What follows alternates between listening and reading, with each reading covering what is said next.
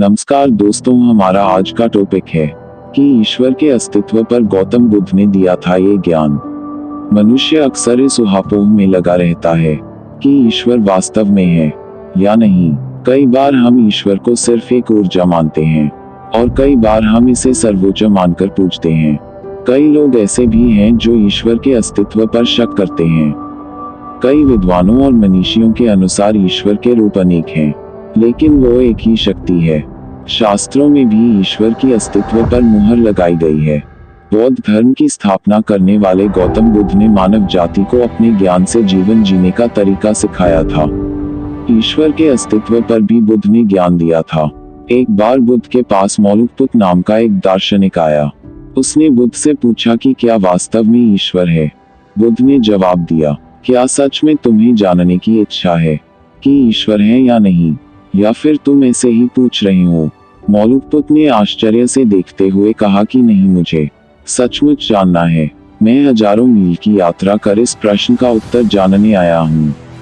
मौलुकपुत को लगा कि बुद्ध उसे गंभीरता से नहीं ले रहे, तो उसने गुस्से में कहा कि मैं इस सवाल के जवाब के लिए सब कुछ दांव पर लगाने को तैयार हूँ।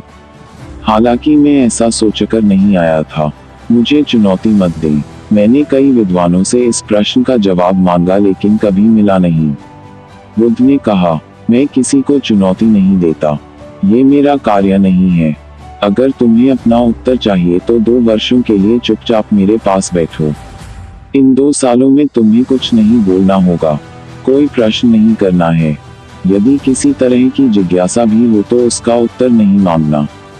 जब तुम्हें 2 साल मौन रखे हुए हो जाएं तो उसके बाद मैं तुमसे पूछूंगा। तब तक यदि तुम्हारी जिज्ञासा ऐसी ही बनी रही तो अपना सवाल पूछना।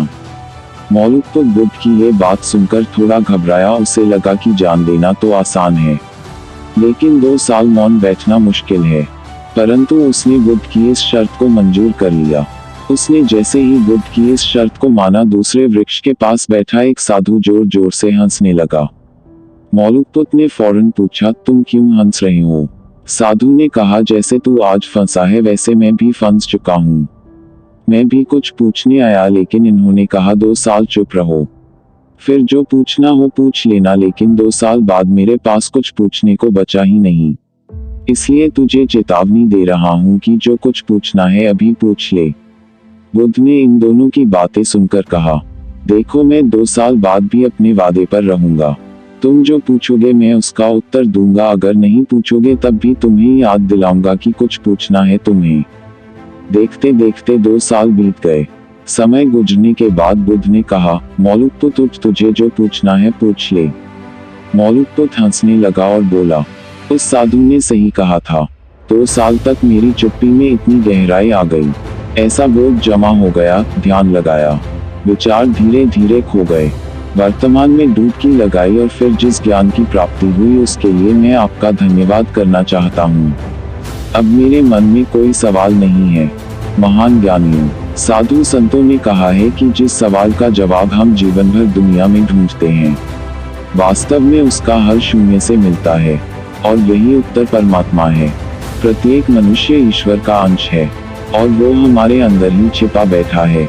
जब हम खुद में झांकते हैं तब पता लगता है कि वो अंदर ही है। मौन की अवस्था से पहले हम पूछते हैं कि परमात्मा कहाँ है, लेकिन विचारों की शून्यता और ध्यान की गहनता के बाद हम कहते हैं कि परमात्मा कहाँ नहीं है। नमस्कार, ऐसे ही धर्म से रिलेटेड देखने के लिए अगर अभी तक अपने हमारे चैनल को सब्सक्राइब नहीं किए हैं तो कर लो। हम फिर मिलते ही नए वीडियो के साथ। धन्यवाद।